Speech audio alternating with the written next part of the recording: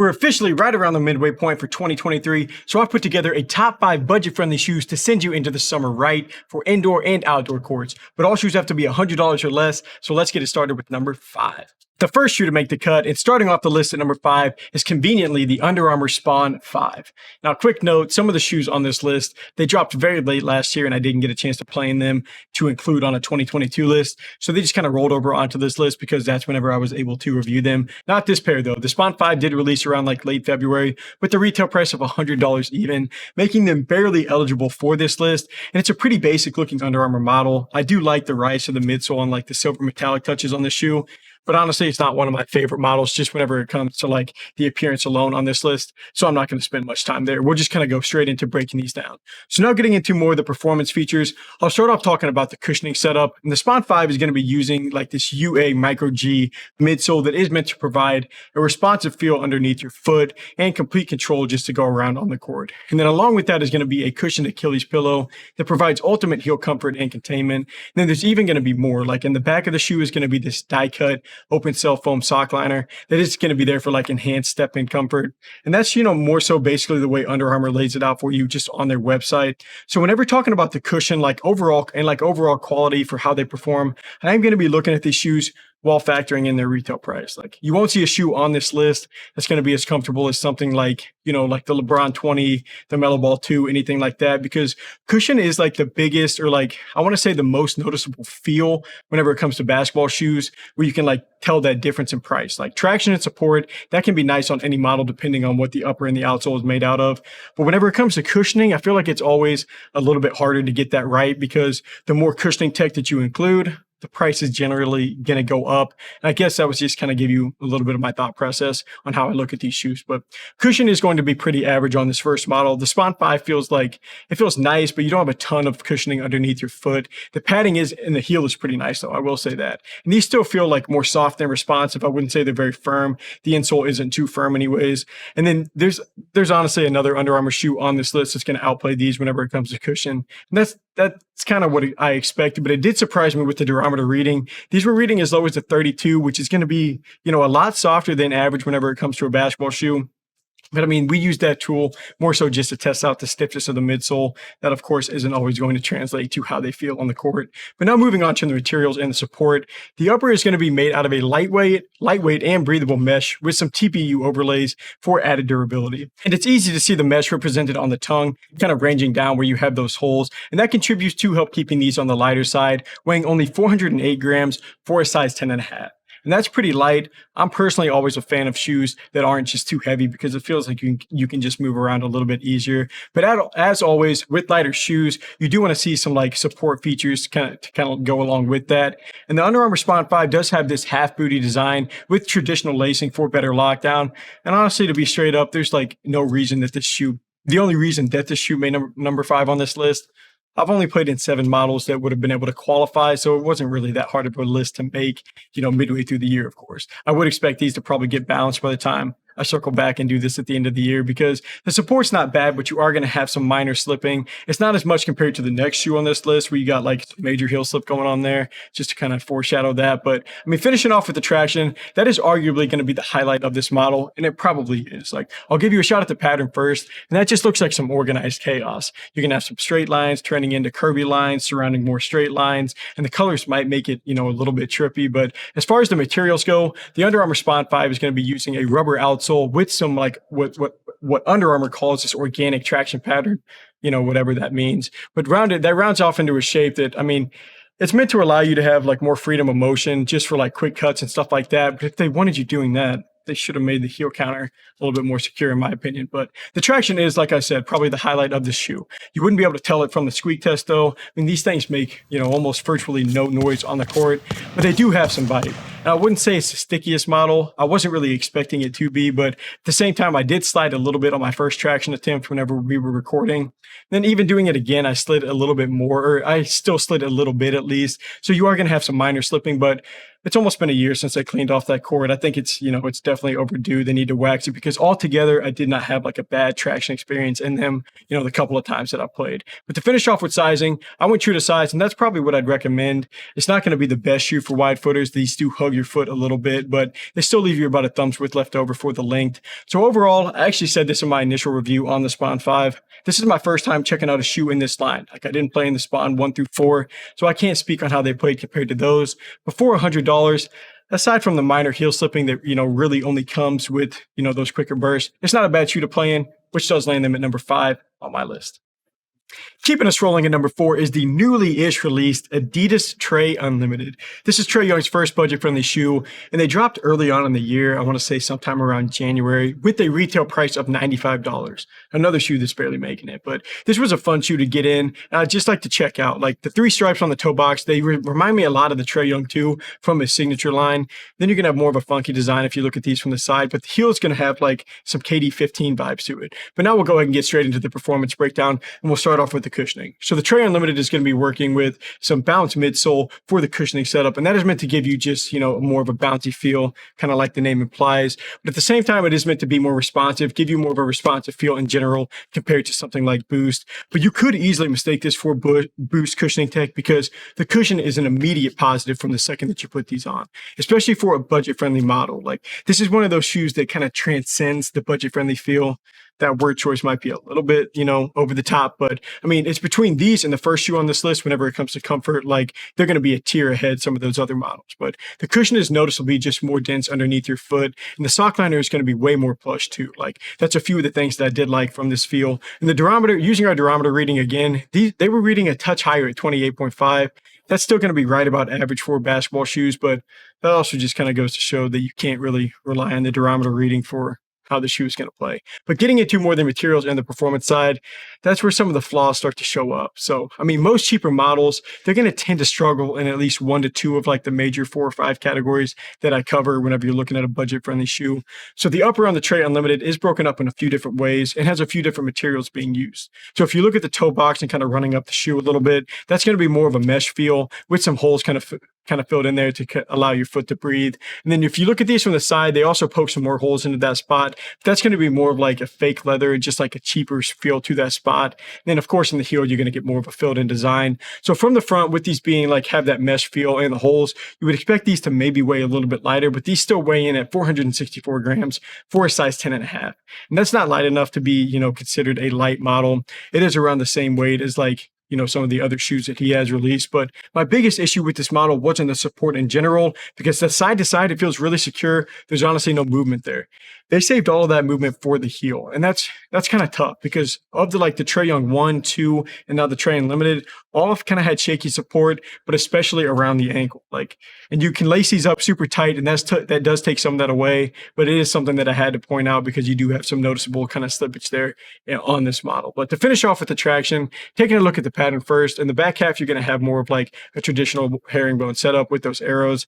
Then it switches to more radial pattern near the front. And that's going to be similar to like how all of his other shoes are designed down there. But this is going to be another bright spot for the shoe, is going to be just how the traction plays to go along with the cushion. Like, the second that I took the Trae Unlimited out of the box, you can feel that they have like, some really nice potential to be sticky. And that's pretty much how they play. The only minor sliding that I did was whenever they would collect dust.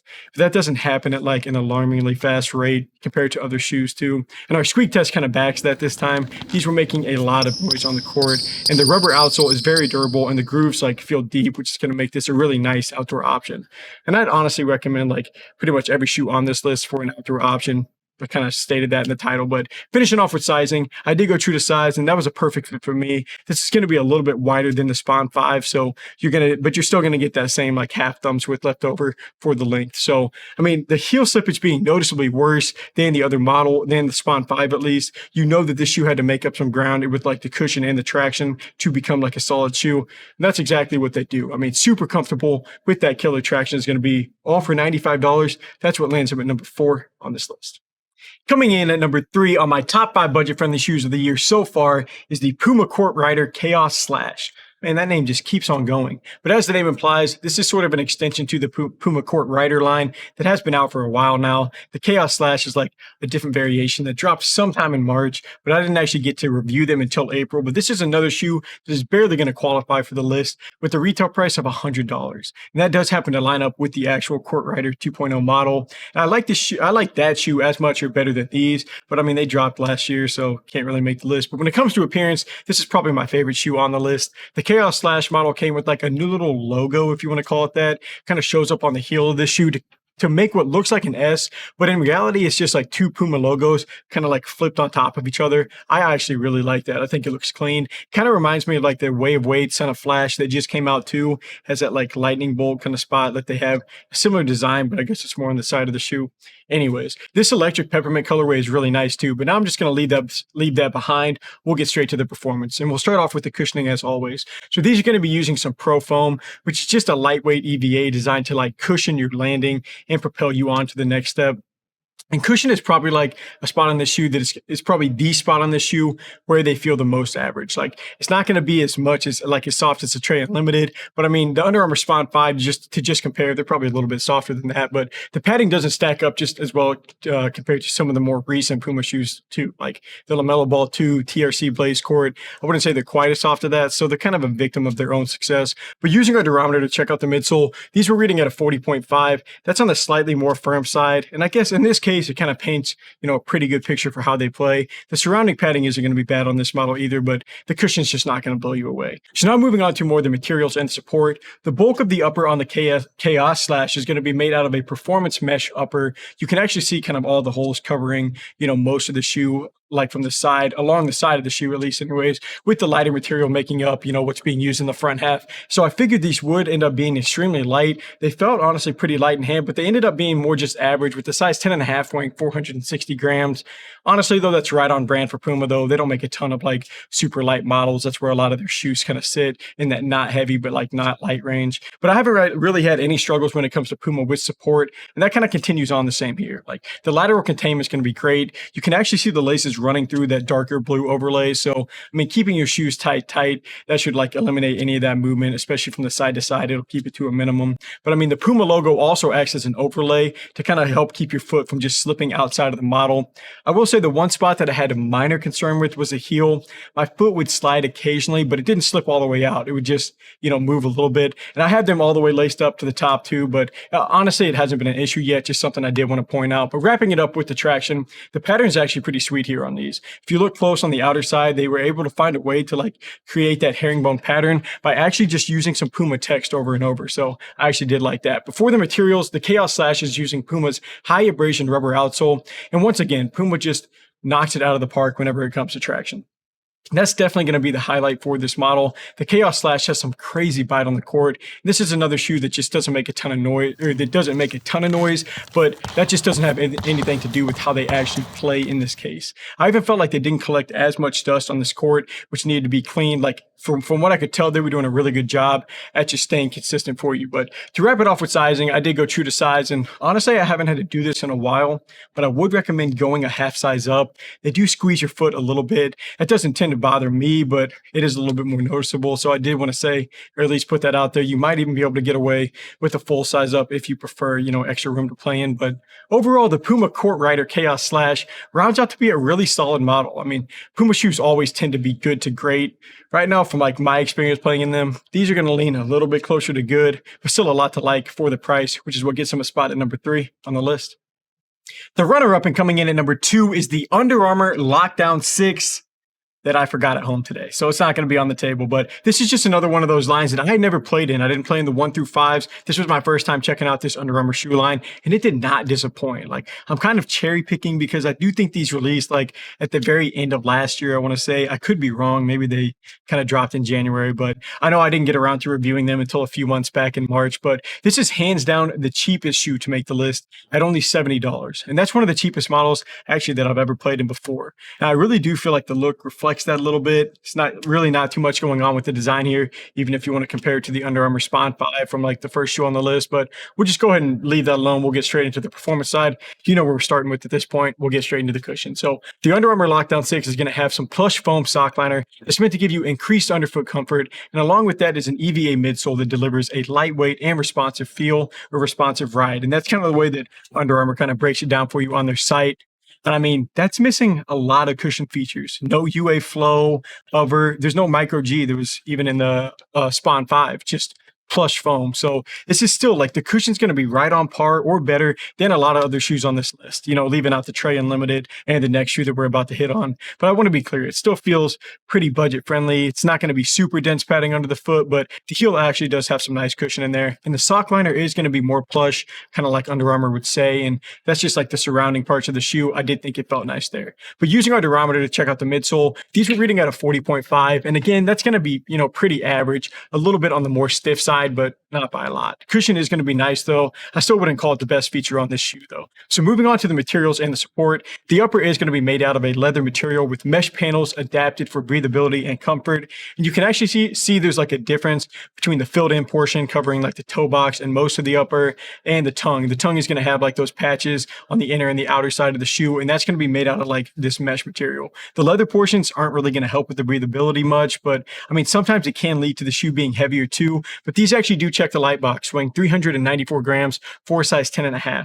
That's actually the second lightest shoe on this list. And with lighter shoes, like I've said, it always helps to kind of see some support features kind of help come along and reinforce the upper. And well, like as far as like actual pieces on the shoe to help with the support specifically, there really aren't any, like no midfoot bands from what I can tell, no straps, overlays, really anything like that. But you do have a small outrigger. That's just like a small curve kind of near the front half of the shoe that helps give you a wider base, just like brace your foot to help keep it in the footbed. But I mean, support was maybe my biggest concern just because the upper felt a little bit thin. I didn't think it would just be able to handle harder stops, but honestly, I haven't struggled at all. So we'll just go ahead and move it on and we'll finish off with the traction. So as always, we'll give you a shot at the traction pattern first. And as far as the actual materials, this is a durable rubber outsole with a herringbone traction pattern that's meant for ultimate on-court movement and control. And this is like back-to-back shoes where without a doubt, the traction is going to be the selling point. This herringbone pattern on the Lockdown 6 is a very common pattern being used in basketball shoes, and that's not by mistake.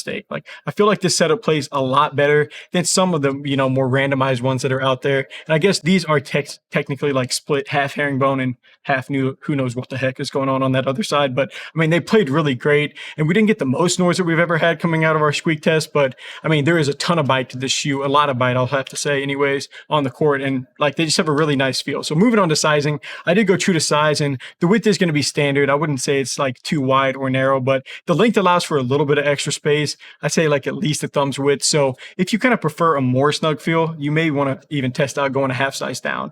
But overall, I came away from this review really impressed with just how the Under Armour Lockdown 6 played. Whenever you factor in as low of a retail price as $70, like I just couldn't have seen that coming. So I will be monitoring this shoe line going forward. They kind of snuck onto this year's list, landing the Under Armour Lockdown 6 at number 2.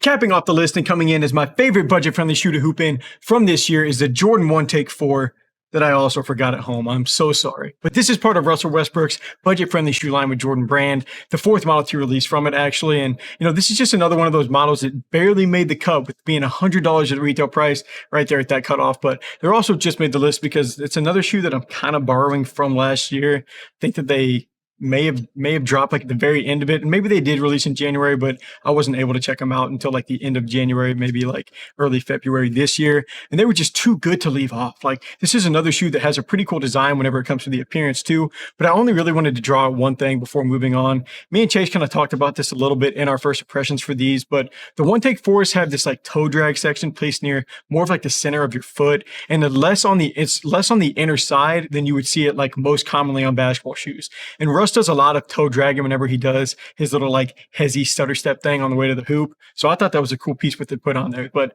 now let's go ahead and just dive straight into the performance aspects and we'll lead it off with the cushion. So the Jordan 1 Take 4 is going to have a top-loaded Zoom Air unit in the forefoot. And that's meant to bring the responsive sensation closer to your foot. And that's kind of just like what the cushioning is that's involved. And honestly, that Zoom Air unit is kind of worth noting because a lot of budget-friendly models don't even get up into that like Air Zoom, Air Strobel, Air Max, like like type of cushioning tech going into a cheaper model. So I was impressed that for the comfort section, they at least give you that from the jump. And just like every other shoe on this list, you are going to have more of a balanced feel.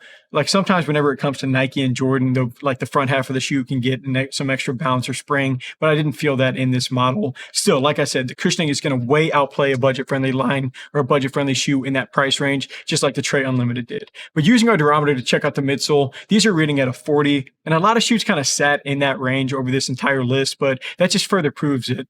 It's more for just science and less about how they actually play whenever we're doing that durometer reading. So now getting into more of the materials and the support. The upper is going to be made out of a synthetic leather upper, along with some like ripstop and mesh. Nike even calls this like an airy yet durable upper that's kind of working there to keep you locked in with an asymmetrical design. But one of the main things that I noticed on this One Take 4 model is just how light they feel. Like the upper is pretty thin and they didn't seem heavy. And the scale definitely backs that up with the size 10.5 only weighing 358 grams. These would have made my top 5 lightest shoes of the list year if I could have checked them out a little bit sooner. Like I left them off this year's list, which is going to be, coming out in like a week or two. So keep your eye out for that. But I just wanted to get some newer models on there. But this is still going to be crazy light. Anything in that sub 400 gram range, though, is when you definitely want to take a closer look at the support side of things. And these do get some help. You are going to have a nice heel counter in the back, but the main support's going to come from the lacing system. I think Jordan calls it some lock loops, but the orange straps you can kind of see transparent through that upper.